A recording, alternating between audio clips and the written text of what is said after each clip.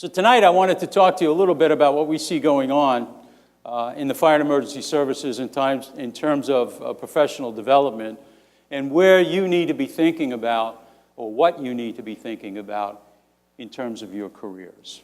Now, we have a generation, maybe even two generations coming up behind us or even with us tonight who want the GPS for life, okay? They want to just type in a certain number of letters and numbers, hit go to, and it's going to lay out, I want to be a fire chief, this is what you do. Well, life is never that simple. Life is never that predictable. Life is never that easy. And just speaking personally, my very first day at the National Fire Academy was as superintendent. I had never been here before. This had never been on my radar. This is not a job I aspired to do. My plan was that I was a fire chief in Jersey City. I was teaching in the graduate school, the doctoral program in education at New York University. I wasn't teaching fire, I was teaching education. So I just get out of my chief's uniform in the office, walk across the street, get on the subway, 2 stops, I was in the NYU, and my plan was I was going to become an itinerant professor in Europe, 1 year appointment at a time. Okay, I was just going to travel around Europe and teach. Well, here I am 20 years later. So if your life is so predictable that you know what's going to happen, God bless you all. But it's my experience that it's very, very unpredictable. And the only thing I can guarantee you is that opportunities will come up. Opportunities will be afforded to you. And if you're prepared, you will succeed. And if you're not prepared, you will regret that. And it will be one of those things in life that you will regret for the rest of your life. We've done a lot of research on men and women in their 70s and 80s and even in their 90s and hundreds now. And that what they found is that people don't regret what they did. They principally regret what they could have done and didn't, or didn't take an opportunity that they thought that they should have. So I'd like to prevent some of that from happening to you tonight. So what I want to talk about is, are you ready for when these opportunities afford themselves and when they come up? And it's really, you can't see the forest sometimes for the trees. You don't know what's going to happen in your life. It's kind of confusing. There's a whole bunch of opportunities, and there's all different ways to go. And do you want to be a fire chief in your own department? Do you want to be a chief at all? Do you want to go to another department? Do you want to go do something completely different? This month, I've gotten 4 phone calls from very good friends of mine who are now flunking retirement. They don't know what to do with themselves. All right? Every one of you knows right now the day you are eligible to retire. Right? Every one of you. And my question is, again, as part of this presentation, what are you doing to prepare for that? So let me start with a few open-ended questions. You're a parent, you're a mom, you're a dad, and your child says to you, Mom, Dad, or in your case, do you have any children? Yes, sir. Okay, how many? 2. 2. How old is the oldest? 10. 10-year-old comes to you and says, Dad, I want to become a doctor. I really want to become a doctor. What do I have to do?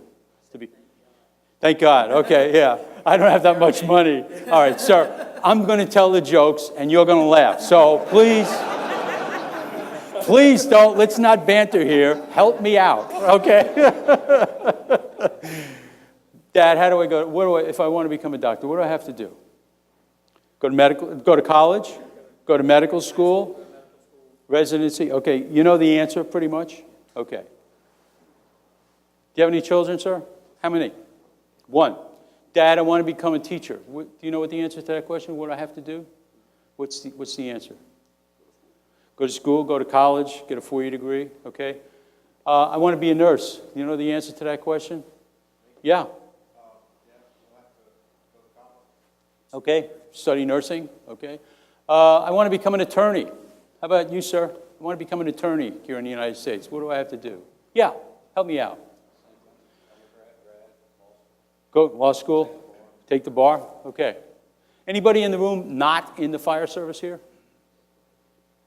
Let me ask you a question. Everybody's in the fire service? How do you become a fire chief?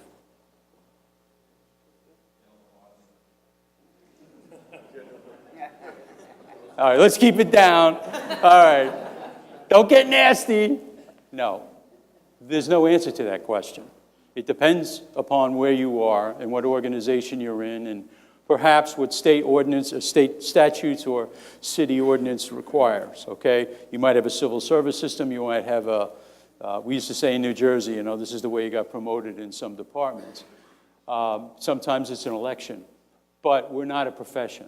We're not a profession like law, nursing, teaching, medicine, the other positions or the other careers that we just spoke about. So what I wanted to talk to you about tonight is some of the ways that you become a professional. Now, these are all people, and probably everybody knows this guy, Billy Goldfeder. This is Derek Sawyer. He's the current commissioner in Philadelphia. He's kind of going the outgoing. This is Chief Ben Barksdale down at Prince George's County, Virginia. This is Heather Burford. She's the chief down in Pinellas County, Florida. This is Rhoda Mae Kerr. Rhoda Mae is the chief of the Austin, Texas Fire Department. She is also the current president of the International Association of Fire Chiefs. Anyone know who this guy is? Ron Sarnicki, who's the head of the National Fallen Firefighter Foundation, right? This is Jim Clack, one of the few fire chiefs in America that's headed up two major city fire departments. He was the chief of Minneapolis, and he left Minneapolis, and he was the chief of Baltimore City, Maryland, for about 5 or 6 years. This is Chief Jeff Johnson from Oregon. Jeff is another former president of the IAFC, probably one of the most brilliant fire minds in the country. Really turned around Tualatin Valley, Oregon. I used to kid that President Obama would go out to Tualatin Valley afraid that Jeff was going to take over the White House. This is Chief Joel Baker down in Atlanta. And he's been the chief down in Atlanta for a couple of years. But they are all EFO graduates. And I could put up another 500 pictures of different people around the country who are EFO graduates who have gone through our program. But they all have something else in common. They all have bachelor's and master's degree, graduate degrees in different disciplines as well. And they've all done exceedingly well. Chief Kerr was also the chief in Little Rock, Arkansas, so she is another person who, like Jim Clack, was the chief of two major metro city fire departments in the country. So, you know, kind of what's going on, where are we going, what's the secret to their success and your success? And it's really a path of professional development. I asked you about physicians, I asked you about nurses, I asked you about attorneys. They all follow the same path. There's an education piece, there's a training piece, all right? So, in other words, you can't sit in. Does anyone know how long classroom work for medical school is? You go to medical school, classroom work, sir? 2 years of classroom work. That's it. What do you do the rest of the time? You go around doing clinical, right? Doing what they call rounds, where a training physician teaches you how to handle certain different things. If you graduate law school, can you go to a court and appear in court? The answer is no, you can't. What you have to do is go to special training to be certified to appear before certain levels of the courts. If you're going to become a teacher, what's your third and fourth year of college? You go to practicums, right? Teaching. And all of the professions have the same components. There's an education component, there's a classroom piece, there's a training piece, and I'll explain that. There's a continuing education piece. Okay, and that continuing education piece is that to maintain your license, your whatever it is you have, you've got to continue to go to school, right? And then finally, there's experience, and I'll talk about experience in a minute and what all that means. So, these are the four things that I talked about: education, training, experience, and continuing education. And I want to separate them out so that you can see what they are and what they mean. Education deals with the future. Education is about what you know. Education is about learning how to learn to acquire new knowledge or to discover new things. Okay? Training is about history. Training is about the perfection of technique. Training is about doing. So education is knowing, training is doing. Suppose, and I hope this doesn't happen to anybody, but suppose you have some serious medical malady, you go to a doctor and the doctor says you need surgery, but don't worry about it. I've read all of the books about surgery. But doctor, have you actually practiced any surgery? No, but I've read all the books. How's that sound? How about this? You go to another doctor and the doctor says, I don't bother with those books, but I've been cutting bodies for 30 years. I know how to do it. How's that sound? No, okay? So what you want is the right combination of training and education and experience to do that. Training, again, is about the perfection of technique. Experience is applying what you know to current or future problems. It's education and training, putting them together to deal with existing problems or new problems. And continuing education, the fourth piece, is about staying current in your profession, staying current with what's new. So let me give you an example of that one. I'll use the medical model because it's neutral. Nobody can argue with me. Today, medicine is discovering that cancer is not site-specific. Did you ever wonder why, I'm sure all of you have had this experience where someone in your family, somebody you love, somebody you know, might have lung cancer. And they go to a doctor, the same doctor, they get treatment, and they thrive, and they're cured, and nothing ever happens. And somebody else you know gets lung cancer, and they go to the same doctor and get the same treatment, and they last 2 months, and they're gone. And medicine could never figure that out. Well, now they're beginning to figure that out. And what they're learning is that cancer is not site-specific. They're learning that cancer is genetic-specific. So you might have cancer gene 1, 2, 3, 4, 5, but it could be in your brain.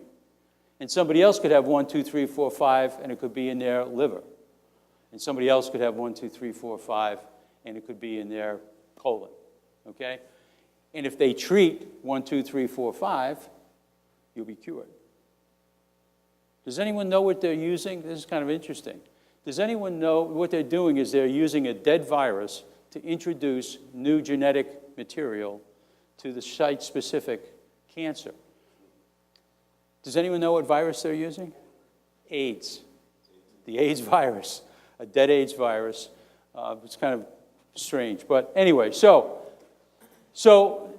now we're learning that cancer is that way. Now, do you think that there are physicians out there today that said, that's a bunch of crap. If you got lung cancer, you're getting surgery, radiation, and chemo. I know what I've been doing. I've been doing this for 30 years. I don't need none of that other stuff. Do you think there's physicians out there doing that? Yeah, there are. You just hope you don't get one. Okay? So when there's new knowledge, there are still the old school people that said, I've been doing it this way for 30 years. I don't care if they're physicians. I don't care if they're teachers. I don't care if they're lawyers. It's all the same. They're not staying current with what's new and what works. Okay? So those are the 4 elements. Now, to be successful in the fire service, in nursing, and physician, engineering, whatever it is, you need all 4 of those elements. You're not going to succeed without those 4 elements. And it really depends upon 2 things. 1, when the opportunity arrives, are you going to have enough of that? Whatever it is. However much it is. If it's a pound, if it's a quart, whatever it is, do you have enough of that to take the opportunity? And that's what the employers are looking for. That's what the hirers of fire and emergency services personnel, doctors, nurses, everybody else, that's what they're looking for. Do you have the right combination of education, training, experience, and continuing education to do well? Now, if you have a lot, you're going to do better than the other person you're competing against. If you've got 2 and they've got 4, guess who's getting the job? If you've got one and they've got 6, it's not even a race.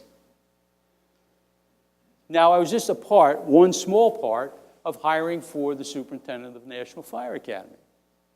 And I was surprised at the quality of the men and women who applied for that job. But I was also surprised at what they emphasized, and this was the kind of stuff we were looking for. And some people, even though they had it, didn't emphasize it. Some people who didn't have all of it maybe overemphasized it, you know how job applications go. But the reality of it is that if you've got a lot of those 4 things, you're going to do better in the job market than somebody who has less than that, all right? Now, probably 6 months don't pass before I run across this person. So let me describe them for you. They're 26 years old. They've never been away from mommy or daddy. They've never made their bed. They hardly ever cooked a meal for themselves. And they come up to me at a conference, they go, you know, I've been in Rescue 1 here in Speed Bump, and I worked with this guy Mikey for like 13 years. You mean to tell me somebody's going to come in here with some piece of paper and be my chief and Mikey ain't going to get the job? Yes, and you're living proof why. Right? You know them too. So what they're talking about is somebody with, they're complaining that somebody with a lot of education and very little continuing education, very little training and experience is going to come in and do the job. People don't hire those people. You don't get hired for the head of a department in a city government because you got a degree. You're going to have those 4 combinations of degree or of things I'm talking about. This is Mikey, okay?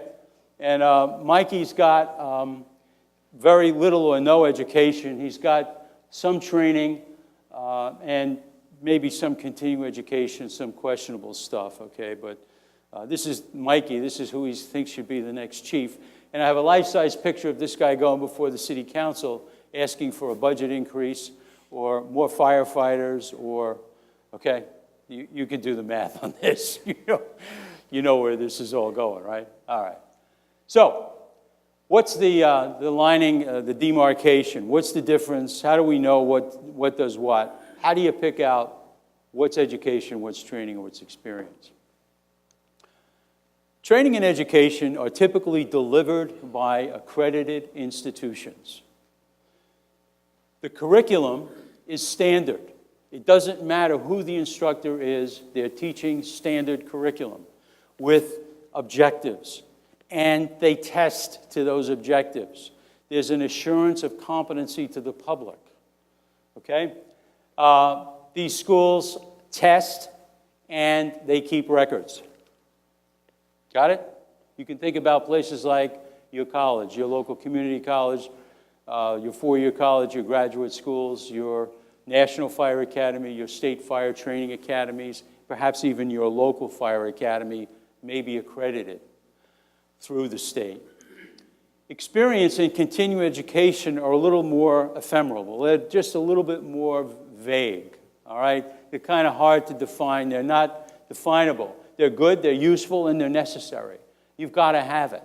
You can't walk out of school and expect that you're going to take these top jobs. But this seminar is an example of continuing education. All right, you're learning a little bit about the job market, about professional development.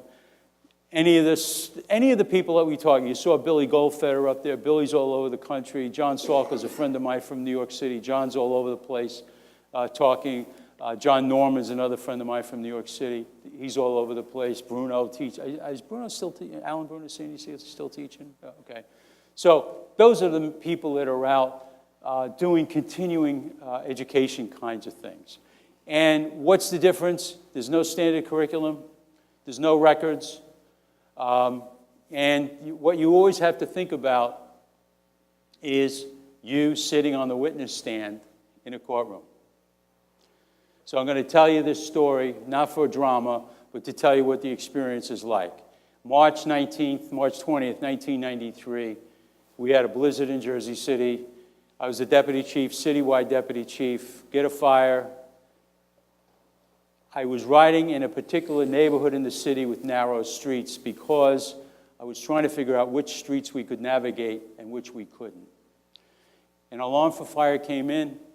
It was about 4 blocks away, 5 blocks away. I respond to the fire. The first engine arrives, first the ladder arrives. It's a blizzard, and it's at the change of shift. I don't know who's coming into work. I don't know who's late for work. I don't know who's standing by, because I got mixed crews. A woman comes running out of the house in a nightgown. She's holding a baby. She's screaming in Spanish, and my pidgin Spanish and her pidgin English, I understand. Her husband's trapped on the second floor with a mattress. You all know the story. If you've done it once, you've done it 20, you've done it 100 times. Kids playing with matches, sets the mattress on fire. The old man tries to put the mattress out, bundles it up, takes it out into the hallway, down the stairs, and gets trapped in the stairway with the mattress as it flares up. So the first engine off, I tell the lieutenant, look, so we got a guy trapped in there. I said, get a line in. We'll get some other people backing you up. First arriving ladder company shows up. I tell them to go up and vent. They know already. I don't have to tell them. We got a guy trapped, vent the roof. They're doing everything they need to be doing. But the fire's going south on us. And it starts to look like it's going to backdraft. It's attached on both sides. The smoke is puffing out. And second ladder comes up. 2 firefighters get off the ladder company. Somebody didn't make it into work. And there's an off-duty firefighter there with his son in a bodega getting coffee. He just happened to be in the neighborhood. And I told him, I should get a 35, break those front of those windows in that it was a 2 over a liquor store, so it was the second floor. So it was snowing, it's all over the ground. So I told the off-duty firefighter, help them with the 35. He goes over, the 3 of them get the 35, they drop it into the first window, smoke comes pouring out, they pull a ladder back, lose their footing in the snow, and hit a 13,000-volt power line. Killed 2 of them. Now, the 2 of them are right in front of me. 2 of them are twitching and gurgling in the street. Their faces are turning purple. The kid's watching his father die. I got a company trapped inside the building. They don't know they're trapped. There's no backup. Okay? Long story made short, one of the firefighters was successfully resuscitated in the emergency room. The off-duty firefighter never made it. His name is Carlos Negron. He's on the wall. So that wasn't the hard part. Believe me, that wasn't the hard part. The hard part wasn't facing his family. The hard part wasn't going to the funeral. The hard part was the months of depositions and accusations from attorneys about where did you see this and what made this tactic right and all this other stuff. Didn't you know about those 13,000-volt power lines in front of that store? Okay? All accusations. I had the picture in the IFSTA book about venting with a ladder. Didn't matter. They settled, but, and the family was well taken care of. But they couldn't beat me on a witness stand. Not because I was a deputy chief, not because I fought fires, because I had an education and experience that withstood any testimony. So, if you ever, I hope you never are, but in our litigant society today, you never know when you're going to be on a witness stand. If you think that, I went to, 20 seminars and I did this and I got a book full of certificates of attendance from, it's not going to cut it. It's not. Okay? Good stuff, you learn a lot, but as far as professional development, this is only one small part. So, some education and training can substitute for experience and continuing education. So many job opportunities, people say, well, we will substitute 5 years of experience for a college degree, something like that, or 2 years of college for EFO, whatever it is, but they'll substitute experience for education. And, you know, that's the word. But no amount of experience or education will ever substitute for education and certified training. Okay? So I don't care how much experience you have. I don't care about Mikey. I don't care about, you know, all this stuff. That is not going to hold water. So if you're looking for positions, if you're looking for opportunity, if you're looking for a job, you know, just keep this graphic in mind. You need all four. The bigger, the better. Okay? But that's pretty much how it breaks out. So what is a profession? It's a unique set of knowledge and skills to a profession. It's like medicine, law, nursing, teaching, all of the things that we talked about. And it is not specific to geography or an organization. And we're still in the middle of that in the fire and emergency services. You can go to medical school in Illinois and practice medicine in Texas. You can go to law school in Maine and practice law in Washington, D.C., and Lord knows we need more lawyers in Washington. You can become a teacher in Washington State and teach in Arizona. But if you're a firefighter and you learn to raise a 35-foot ladder in Speed Bump, Arizona, and you move to West Speed Bump, you have to relearn how to raise a 35 because we're different here in West Speed Bump, right? So we're in the process of getting all of that changed, but it's a slow process. But the knowledge and the skills that you acquire as a professional transcend an organization or a geography. There's always a testing and assurance of competency to the public so that when you're, whatever it is you are, whatever you have a license to do, people know that you're qualified. There's a code of ethics associated with that. There's a professional standards that you have to meet. And this is an argument that I get into. Onieal, you don't understand.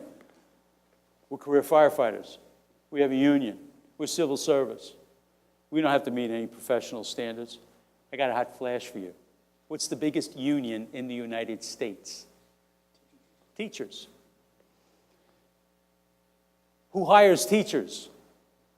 Cities. They have civil service protection unless what? They lose their ticket to practice. And I don't care how good a teacher they are. What happens if you lose your ticket to practice? You're out the door, right? Okay, so it doesn't matter if you have civil service protection. It doesn't matter if you are in a union. You can still lose your job. And other people in the volunteer service say to me, Onieal, you're out to lunch with volunteers. We don't have to meet professional standards. I got a hot flash for you. Doctors volunteer, nurses volunteer, lawyers volunteer, teachers volunteer. If a surgeon volunteers his or her time and goes to South America to do cleft palate repairs on kids with birth defects, are they relieved of any professional standards because they're doing it for free? No. Absolutely not. Can they say, that's all right, we'll just do a quickie job here, we're just volunteers? No, you can't. All right? You want to get out of jail free? Get a free lawyer. Get a pro bono lawyer. A lawyer donated his time. You turn around and you say to the judge, he didn't or she didn't represent me. And sometimes you can get off. Even if you're doing it for free, even if you're volunteering, you're still held to professional standards. They typically have professional associations. One of the things that we look at is it's usually a client-centered business or a client-centered profession. They have peer-reviewed research journals, and they are using scientific, evidence-based practice, which we're now beginning to see in the fire and emergency services. Evidence-based practice, big words, important words. Our mission here at the Fire Academy is to hit 3 of the 4 elements of professional development. We have training in the fire and emergency services at the local, state, and national level. At the state level is typically where you get certified. And the National Fire Academy works with all 3 levels of that training to help you do that. We have the education piece. We've locked in the standard degrees for an associate's degree, bachelor's degree, and we're working on the graduate degree programs so that everybody has the same education. If you're a physician, anatomy and physiology doesn't change because you learned in Maine as opposed to Texas. Anatomy and physiology is the same. Teaching is the same. Principles of education. Nursing is the same. Engineering is the same. So fire degree programs were all over the place.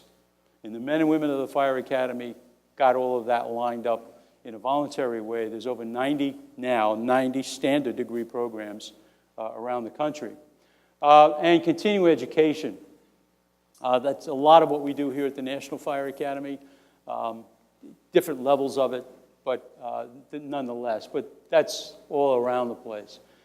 This is kind of what the system looks like, how it all fits together when we're a profession, and I'll talk about when you'll know that that happens. But what do we have? Well, we already have a body of knowledge. We have systems to acquire the knowledge, training and education. We have the FESHE schools. We have the state-accredited training academies. All right? We have an outside systems to evaluate us, IFSAC and Pro Board. They're the third party that comes in and evaluates. The third party that comes in and evaluates the National Fire Academy is the American Council on Education. They tell us that they recommend college credit, that the associate's degree, bachelor's degree, and master's degree, depending upon the course that you're taking here at the Fire Academy. And you can transfer that credit into a college at home. Many of you have. We have a refereed research journal. It's the International Journal of Fire Service Leadership and Management. I'll show you the picture in a minute. We do have a code of ethics, and I'll show you that. And we are developing evidence-based practice. I'll show you some of that as well. Many of you are familiar with the term transitional attack. That's evidence-based practice. That was a lot of work. You can believe it or not. As they say, you know, the neat thing about science is you can have an opinion about it, but you can't argue the facts, okay? And science is all the things that you know what science is. I don't need to go into that. So these are some of the reports on fireground field experiments, wind-driven fire dynamics, high-rise evaluations. This is evidence-based practice in our field. This is the International Journal of Fire Service Leadership and Management. It's published by Fire Protection Publications. If you don't have it, I recommend that you get a subscription. It's not much, maybe $50 a year or something like that, but some good stuff going on. They do a research symposium each year down at Oklahoma State University. I go every year. And if you don't want to pay for the subscription, you can encourage your library or your department to subscribe, and they can do that. And what are the continuing education things that we're looking at? Well, executive fire officer, managing fire officer are continuing education kinds of pieces, continuing. And then you have some designations through the Center for Public Safety Excellence, Chief Fire Officer, Chief EMS Officer. But all of these Center for Public Safety Excellence, CPSE folks, they are self-certifications, okay? Self-certifications, which means you filled out the book on yourself. Now, you have to meet certain standards, and I'm not poo-pooing any of that, but it's not an outside evaluation. It's not a testing process. It's an evaluation process, all right? In these courses, we test you constantly in all the courses that you take. But they are what we call specialization. And every profession goes through this. Anyone here ever hear of a normal school? Raise your hand. I guess I'm showing my age. Yes, sir. What is a normal school? Do you recall? It was a school for teachers, but help me out. Do you recall, sir? You had your hand up. You're going to say, okay, it was a 2-year school. It wasn't a 4-year university. It was a 2-year program to prepare men and women to become teachers. That was a normal school. Well, now what do you need to be a teacher? 4-year degree, right? When you graduated from a normal school, a 2-year program, you could teach anything. You could teach geography, math, science, history, social studies, whatever, science. Today, can you do that? No. You're specialized. You're a reading teacher. You're a history teacher. You're a social studies teacher, right? Most people don't realize this, but medicine in the United States wasn't organized in the United States until 1916. Before that, most of the doctors carrying the black bag with the buckboard wagon were apprentices. Okay, they walked around, worked with another doctor. Now, the surgeons went to medical school. The high-end doctors went to medical school. But the doctors with the black bag that made house calls, they were apprentices, all right? And it wasn't until 1916 that they changed that. Does anyone know where your great-grandparents went for dental care in your community? Barbershop. Yeah, I'm glad they changed that, okay? That red and white pole outside the barbershop indicated sanitary, and you went to the barbershop to get dental care. Everyone knows Abraham Lincoln was a lawyer. Nobody knows Abraham Lincoln didn't go to law school because there weren't any law schools. He apprenticed. He read the law. And up until the 1930s and 1940s, you didn't have to graduate from law school to be a lawyer. You could read the law. So all of these professions went through this process. And once they did, once they became a profession, they started to professionalize. They started to spread out. Reading teachers, you know, the general doctors, you know, they treated everything. And now the doctors, they have surgeons for right hands and left hands, okay? Attorneys, you know, you did everything from wills to the Supreme Court. Well, now, if you're an attorney, you have family law, admiralty law, tort law, all different things. So every profession goes through this specialization process. So where are we now in this process? Well, we're in the process of trying to keep all the plates spinning, to keep them moving, to make more plates. Education, training, experience, recertification processes, and continuing education. What we're trying to do now, and what we're talking to people to do now, believe it or not, I'm not certified in anything. I was never like firefighter one. I didn't have to. I was in Jersey City. We did our own thing. We went to our own academy. Were we accredited? No, we're Jersey City. You know who we are? Okay? Well, now, of course, that's changed. But, you know, now that the people are certified and things like that. So now what we're looking at is, if you're certified when you're 25, should you still carry the same certification when you're 40 or 50? You know, if you took a hazmat tech course in 1975, should you still be the chief in charge of hazmat? I don't think so. So we're looking to start discussing this recertification process. Where are we with that? So these are the things in the profession that we still have to get sorted out. What do the credentials mean? What is the value to the employer? And we spend a lot of time with the city managers from time to time talking about the value of EFO, and we'll be talking about MO in the promotion process. What's the difference between a self-certification, a testing certification, and attendance certifications? You know, these are all continuing education. You know, what does all that mean? And we'll get them squared away. And it's going to be a struggle. We're going to have the doctors who say, I've been doing lung surgery for 30 years. You're getting surgery, radiation, and chemo. We have those people in the fire service. I know you probably never met them. That was the part where you were supposed to laugh.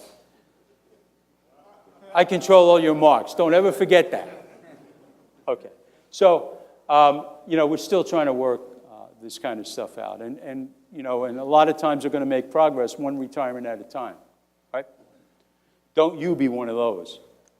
So, what about the people that choose not to participate? What are the people that say, you know, I've been doing this for 30 years? What about the Mikeys who, you know, all dirty and snotty, and what happens to those people? Well, it happened in every other profession. The most recent one was nursing. There used to be, those of you who may remember this, if you wanted to be a nurse, you went to a 3-year diploma school nursing. It was associated with a hospital. It was a 3-year form of indentured servitude, okay? You went to school and you worked in the hospital. They don't do that anymore. It's all degree programs now, all right?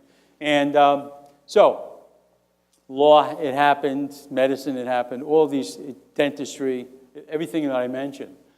In those professions, history shows that as the concept took place, one or two things happened. Either the practitioners got into the fold, or they just got out of the business, or they retired and nobody went to them anymore. You know, somebody figured out, I don't think I need to be going to the barber anymore to get my teeth fixed. All right? Let's go to this person who went to dental school. You know, they just go to different places. Now, in the fire service, you say, well, you know, we're the only game in town. Well, don't be so sure. Don't be so sure. And there's no need to threaten or cajole. This is going to happen. It's the inevitability. This is going to happen to our profession. And the reason that I'm telling you this tonight is because if you want to succeed in this profession, if this is what you think you want to do for the rest of your life, if you think you're the person that wants to be a leader in this profession, this is where it's going. This is where it's going. So, anybody here been on one of those 787, not 787, the Airbus, Airbus 380? It's like a golf course with wings, okay? Double-decker plane. You know, you're going to either be at the airport and you're going to watch people get on the plane and go off into the future. You can get on the plane and take a ride into the future, or you can stand on the runway and try to stop it. That 380 is taking off, folks, and you need to be on it. So, you know, this is the thing I get. This is, you remember Mr. Rogers, right? You all remember. So nice, okay. You're special. People, yeah, everybody thinks they're special, right? You know, we're volunteers, we're Jersey City, we're New York City, whatever it is, you know. Folks, this is all nonsense. This is where it's going, okay? If you want to be a success in this profession, this is where it's going. This is what they're looking at. These are the elements that they want in their professions, leading the organization. So, what are the keys to success? How much energy? You know, you can sit around the house and argue about Mikey all you want, but here's what the plan is. This is where it's going. They're going to be following minimum standards. They're going to grandfather the incumbent. You're firefighter 1? No problem. You're firefighter 1. In 5 years, you're going to have to retest. Well, in 5 years, you're probably going to leave the service, or, you know, you'll just do it to get it over with. Oh, you're going to give me the gold star up here? Yeah, we'll do that. And then it'll be, you got to recertify in 4 years, and you got to be certified in 3 years, and now you got to take this many courses. This is where it's all going to go.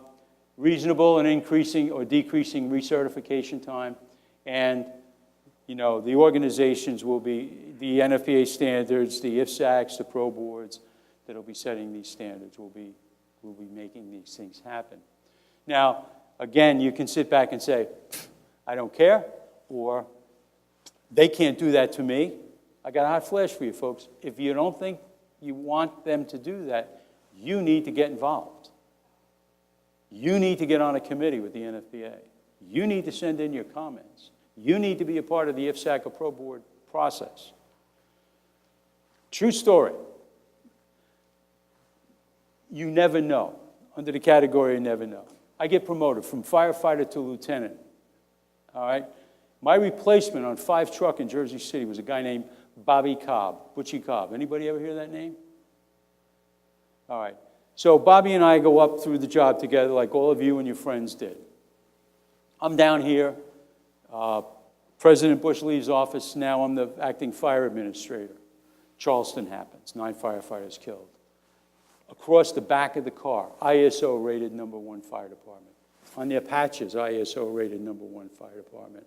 On their fire trucks, ISO rated #1 fire department. So I call, his nickname is Butchie. I call him, he's Butchie, come on down. Bring your bosses down. I said, Butchie, we can't have this.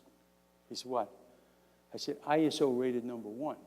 I said, you can't have standards, ISO standards, and NFPA. I mean, how many times did we have to find and paint the Cooper hose jacket to meet the ISO grading schedule? All right? And in that conversation, Bobby and his boss turned around and they changed the grading schedule. Now they follow NFPA standards for apparatus and equipment. They follow NFPA standards for training and certification. Okay, all that is part of that process. That wasn't any big thing. There's people sitting in this room 5 and 10 years from now that you know, and you're going to make those kinds of changes in the fire service. Now, is that the U.S. Fire Administrator talking to the Insurance Services Office? No. It was Butchie talking to Dennis. But when you hang out with this crowd, the men and women in this room, Butchies get to know Dennis's, and Dennis's get to know Butchies. So that's the other piece of this professional development, this education and training piece. You're going to meet, you're going to hang out with the stars. You're going to meet the stars. So it's going to be contemporary. It's not going to be revolutionary. It's going to evolve over time. It's going to be achievable. And we're going to eat this elephant one bite at a time. This is the way it's going. So how do we know? When are we going to know that we are a profession? We are a profession, okay? I'm going to be looking at the wrong side of a lawn in some veteran cemetery. Let me assure you that it's not going to happen tomorrow. But, all right, how do we know? How do we know when the light switch goes from off to on? What will happen? This is when you will know. When the profession can pull your ticket to practice independent of your employer. When your profession can pull your ticket to practice independent of your employer. I don't care if you're civil service. I don't care if you're union. I don't care if you're career. I don't care if you're volunteer. The profession will control the practice. So, all right, if not us, who? And if not now, when? You are the next generation of leaders for the fire and emergency services. One of you in this room may be the next superintendent of the National Fire Academy, or a training specialist in the National Fire Academy, or the state fire marshal or the state fire training director. You might be the next U.S. fire administrator or the next deputy U.S. fire administrator. I don't know. But if somebody asked me, when I was at your level in your career, if I was going to be here, the answer would be, are you out of your mind? No way. And that's how it's going to happen to you if you got those 4 boxes filled. Okay? All right. Any questions? That's it? Okay. Was the pub opening late or closing early or something? All right. Folks, thanks for your generous gift of time and attention. I appreciate it. It's just great talking to you about this stuff. If you have any questions, drop me an email, send me a note. Stop me in the hallway, okay? Thanks.